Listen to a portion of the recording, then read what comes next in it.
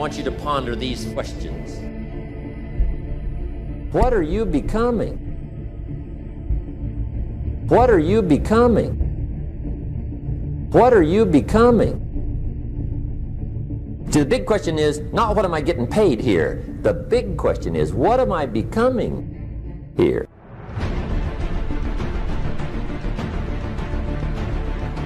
Because true happiness is not contained in what you get. Happiness is contained in what you become.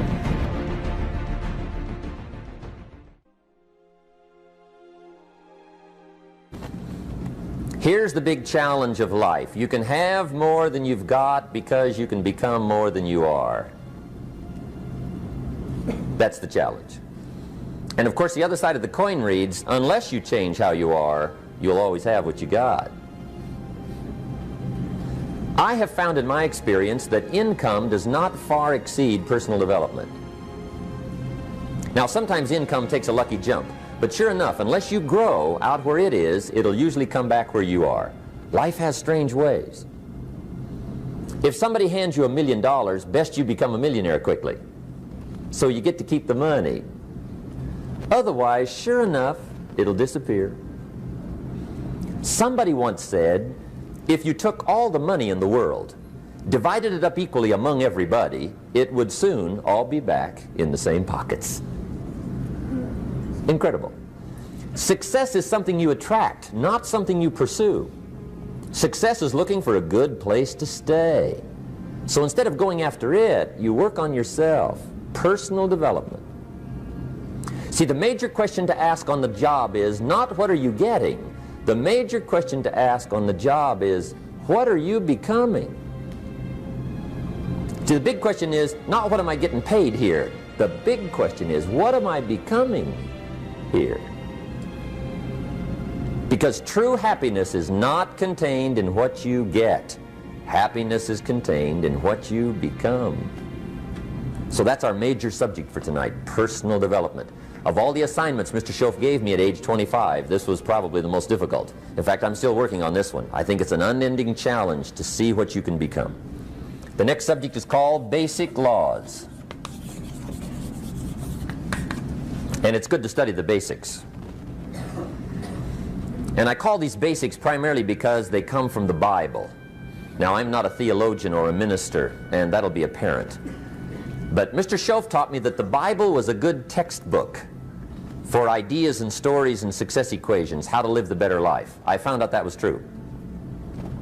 He also taught me that the Bible is as practical as it is spiritual, and I found out that's true.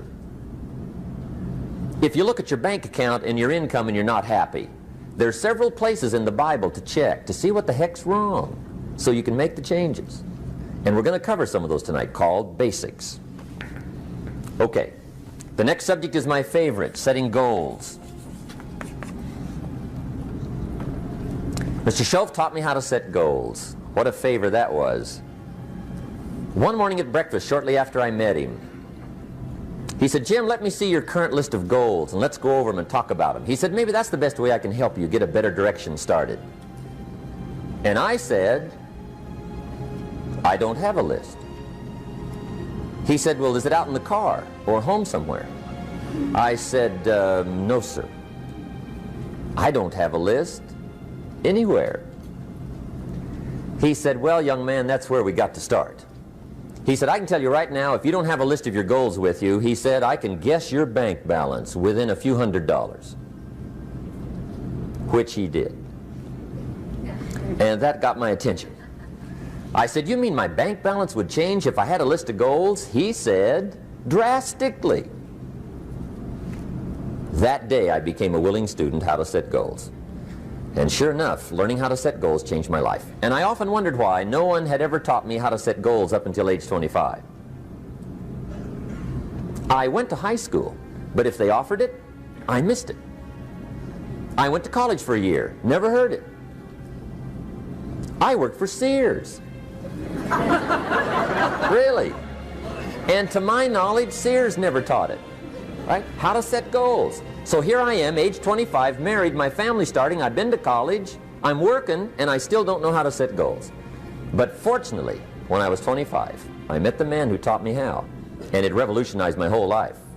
Economically, socially, personally, it's incredible. So I want to share with you tonight what Mr. Shove shared with me, how to set goals. It can be a life changer. Okay. The next subject is the negative part of the seminar. Life is part negative, so we got to talk about the negative. And this subject is called diseases of attitude. Diseases of attitude. There's a lot of things that can wreck your chances to do well. We live in a rather dangerous world, so you got to be not only wise, you got to be careful. Now, attitude diseases are just as bad as physical diseases, right? High blood pressure, heart trouble. I mean, a lot of things lace your chances to do well. So you've got to be careful. And attitude diseases are deadly. I mean, they'll destroy all the good things you start. Okay? So we'll go through those attitude diseases, how to spot them, how to look for them, what they are, and the cure. And I'm a pro on these because I've had them all, so I can give you excellent advice on these. Now, the last subject we're going to consider tonight is called the day that turns your life around. The day that turns your life around. And under this subject, we're going to talk about the emotions that can change your life. Human beings are emotional creatures, and emotions are powerful for life change. Now, of course, emotions are so powerful they can go either way on you. Emotions can either build or destroy. So you really have to employ emotions properly. We call civilization the intelligent management of human emotions. If you can intelligently apply your emotions in the right direction, no telling what can happen. Could turn your life around one day would be sufficient. So we'll talk about those. What is this really about? Ultimately, if you're going to have lasting change in anything, you're really talking about just raising your standards. I mean, I always tell people, if you want to know how to change your life, I give it to you in 3 words, boring as it sounds: raise your standards. And what does that mean? Corny as it sounds. Raise your standards. Oh, thank you for the breakthrough thought, Tony. I'm glad I wasted my time watching this little email with you. But think about it. Lasting change is different than a goal. You don't always get your goals, but you always get your standards. Maybe it would help you is to think about it this way. I try to explain standards to people with a different set of words. Think of it as everybody in life gets their musts. They don't get their shoulds. Like, think about it. Most people have a list of shoulds, don't they? Don't you have a list of the shoulds, things you should do, you should follow through on? I should lose some weight, I should work out more, I should make more calls, I should respond more rapidly to my email, whatever, you know? I should get into the office earlier, I should be, more confident. Whatever your should list is, people love to have their should list be met, but it's kind of like New Year's resolutions. If it does, it's really exciting, but if it doesn't, which is most of the time, it's a little disappointing, but you kind of know it's not going to happen. But when you decide something is a must for you, an absolute must, when you cut off any possible, you say, I'm going to find the way or I'm going to make the way. Human beings, when they resolve things, when they make a real resolution inside themselves, which is they raise the standard and they make it a must, they find the way. Think about it in your own life. Haven't you had some area of your life where you raise your standard and your life has never been the same? Maybe at one time in your life you smoked cigarettes, or you did something and you did it for years and you kept trying to change it and kept telling yourself I should. And then one day something happened. Something just clicked you over. Something took you over that kind of tipping point. And inside yourself you said no more. And it was a very, very different experience, wasn't it? Something inside of you shifted, and what was a should became a must, and you've never gone back. Is there an area like that in your life you can think of? Again, did you ever smoke cigarettes? Did you ever eat a certain way, drink a certain form of alcohol, and then finally say no more, and you just don't go back? And notice this, it doesn't really take any willpower anymore. Because somewhere when we make this click, when we make something a must, we attach ourselves to it. It becomes part of our identity. And one thing I've learned in the last, 33 years of working with people from now over 100 countries, 4 million people, is human beings absolutely follow through on who they believe they are. If you said to me, well, I'm really going to work hard to stop smoking, but, I've been a smoker my whole life, and I am a smoker, I know your days are numbered. You're going to be back smoking cigarettes again, because we all act consistent with who we believe we are. I tell people the strongest force in the whole human personality is this need to stay consistent with how we define ourselves. If you define yourself as somebody who is really conservative, You're not going to be crazy and act nuts unless you're really drunk or something, and then you can say it's the alcohol, when it's really just you finally getting permission to be yourself. The alcohol is your excuse. If you're a really crazy person, you act crazy, outrageous, playful. You don't act conservative because that's not who you are. Very often people say, well, I can't do that. I'm not that kind of person. And I always say to people, really, when did you define yourself? I mean, really, how many years ago did you come up with what you could and couldn't do in your life? How many years ago? Most people, if they really look at how they're living their life today, it's based on a set of standards, a set of beliefs that they made choices about 10, 20, 30 or more years ago. I mean, very often we made decisions in our youth or very young about what to believe, about what we were capable of, about who we are as a person, and that becomes the glass ceiling, if you will, that controls us. There's a corny metaphor, but it's true. I remember one time I was with my family at the circus, and there was a person there, and they had this big, giant elephant, and you look at this elephant, and they take this little rope, put it around the elephant's neck, and they drive this stake into the ground. And I mean, you look at this and you know that elephant could rip down the entire tent with almost no effort. And yet the elephant doesn't struggle, doesn't try. Why? Because the elephant's conditioned. And they take that elephant and condition the elephant when it's a baby elephant. That's how they train him. When it's a little baby elephant and it doesn't have the power yet, they put a big rope around it and they drive this huge stake in the ground, and the elephant fights and fights and fights. And one day, finally, that elephant decides, I'm not capable of pulling this out. And once that becomes the definition of an identity of anyone, an elephant in this case, they don't even try anymore. It's just who I am, that's how it is, that's just the way it is in my life. I'd like to ask you to take a look at any place you've got a limitation and ask yourself, when did I decide to accept that limitation? And you may not even see it as a limitation, you might see it as just that's who I am. But so often in our lives we've adapted to be a certain way so that we don't fail or so that people will like us or respect us, but it's not necessarily who we are. Joy comes when you're spontaneous. It's really hard to be truly happy when you're not being yourself. And most of us have no clue who we are. And so a big part of my work, if you've ever been to an event, you know, is to get people to do things spontaneously without thinking, because that's when the real you shows up. That's when the energy comes alive. And when you do that, when you start to connect to your true nature, suddenly there's energy available for you to set a higher standard for what you want in your life. That's what this is really all about.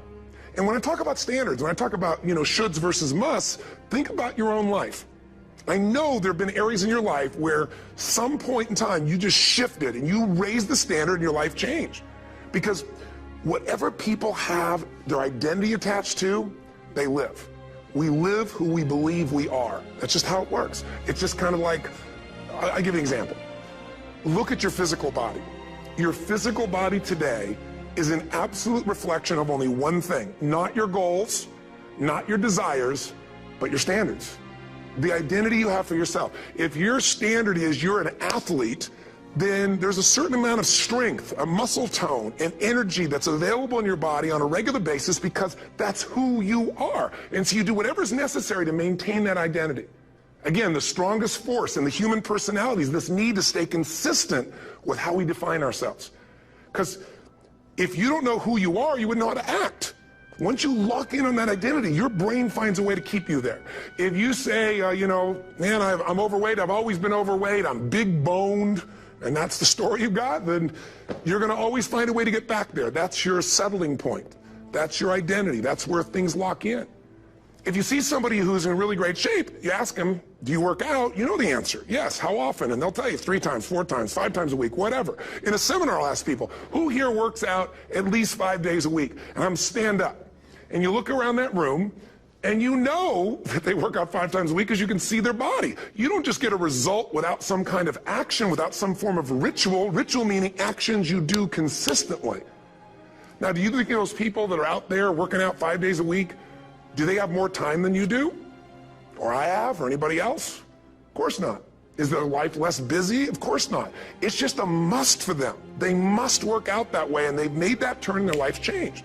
So I'm not saying you have to work out 5 days a week. I'm just saying whatever you really want, wants don't get met consistently. Standards do. Whatever you identify, this is who I am. And so it's not so much about changing your identity as there's expanding it. Deciding that, instead of your goal is to lose 10 pounds, which is not compelling, what if your vision was to get back to my fighting weight? You know, this year, this month, this next 90 days, I'm going to transform my body. I'm going to take on a new challenge. I'm going to find some technique or strategy, there's a million of them, that can reframe myself where I want to feel younger, stronger, more vibrant than ever before. Here's my reasons. Because I want the energy to really make my life work. Because it's tough out there, and I want to be stronger than I've ever been before. I want to go in front of the mirror, and if I'm naked, not, want to laugh. I want to look there and take a good look and go, yeah, I'm proud of whatever I see there. Whatever it takes, something's going to make you laugh, smile, something that's going to tease yourself, but something's going to move you to another level. If you identify yourself in a new way, and you own that every day, and that becomes the standard of how you live, you'll find the way to make that standard real. Money's the same way. Think about it. It doesn't matter what's happening, quote unquote, in the marketplace. People that make money find a way to make money no matter what, don't they? I mean, most people's standard is to pay their bills. So that's what most people find a way to do, even when economic times get tough. Most people, if that's their absolute standard, they find a way. Some people's standard is pay their bills most of the time. And so most of the time they do. Some people's standard is not just to pay their bills, but to take care of their family and maybe even some of their friends. And they find a way. In fact, some people may be in a family where they don't have enough money. They barely have money to pay their bills. They work their guts out. And then somebody, their mother, their father, somebody else, their sister gets ill, and there's not enough money to take care of it. Nobody else has money in the family. They don't either, but they find a way to get that money to take care of their mother or father, don't they? And pay their bills. They never could do it before. Why? The situation made them raise their own standard. And not everybody does that. Somebody else in the family might have money and still not take care of their mother. It all comes down to the inner game, my friends. Changing your life is a change in the inner game. The outside world you can't control, but you have absolute control over this one if you learn the dynamics of what shapes you. And identity is one of those simple, clear, fundamental basics that if you start to shift it, everything else will shift in your life. The major key to your better future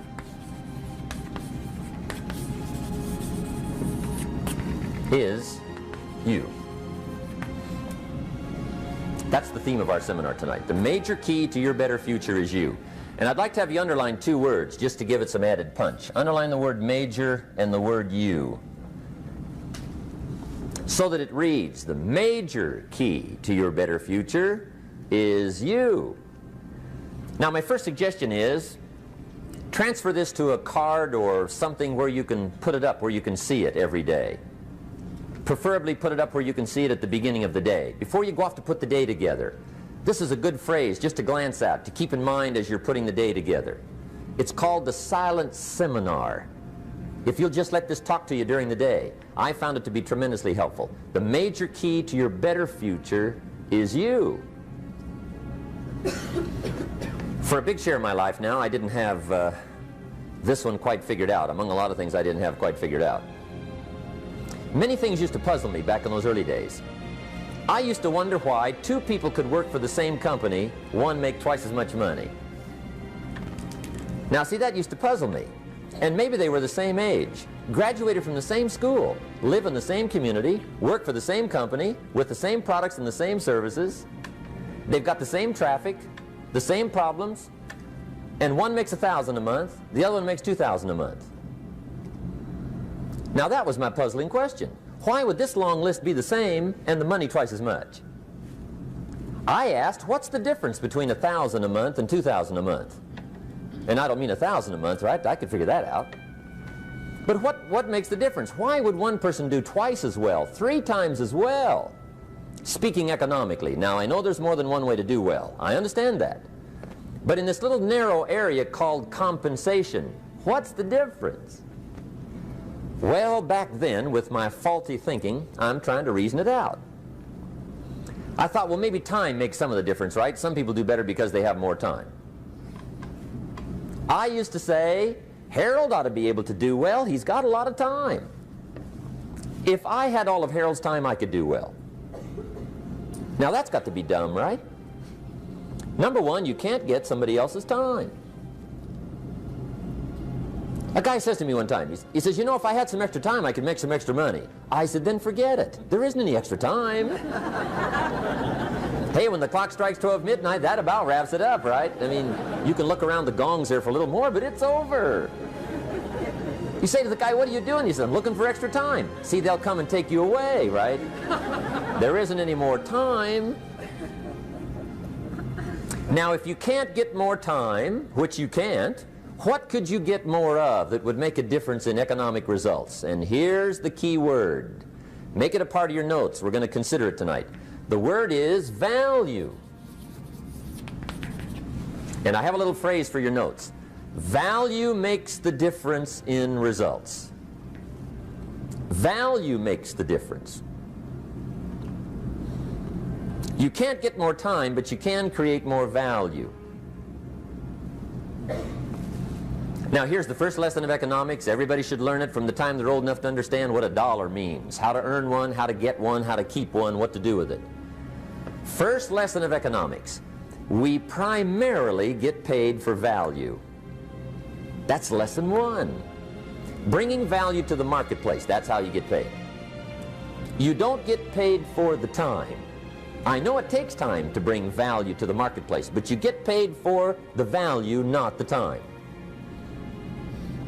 Now, since that's true, here's one of the key questions of the evening. Is it possible to become twice as valuable at the marketplace and make twice as much money in the same time? Could you become 3 times as valuable? Make 3 times as much money in the same time? Is that possible? The answer is yes, if. And it's always if, right? Life is known as the big if. Harry Truman once said, life is iffy. How true. And here's the big if we're going to consider it tonight. It's possible to do much better at the marketplace if you go to work primarily on yourself. And that's the theme of our seminar tonight. Learning to work primarily on yourself. People have asked me for the last 24 years, how do you develop an above average income? And the answer is, become an above average person. Develop an above average handshake. Some people want to be successful, they don't even work on their handshake. As easy as that would be to start on. They let it slide, they don't understand. Develop an above average smile. Develop an above average excitement. Develop an above average interest in other people. Develop an above average intensity to win. See, that'll change everything. Probably one of the most frustrating experiences in life is looking for an above average job with above average pay without becoming an above average person. It's called frustration.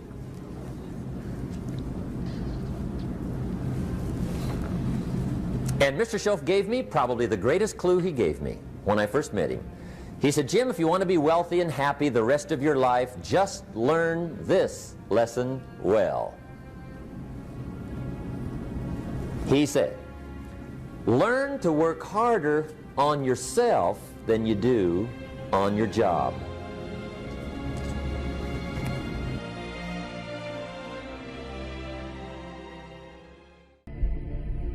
So I do an incantation using my whole body. I'd say, I now command my subconscious mind to direct me in helping as many people as possible alive today to better their lives by giving me the strength, the emotion, the persuasion, the humor, the brevity, whatever it takes to show these people and get these people to change.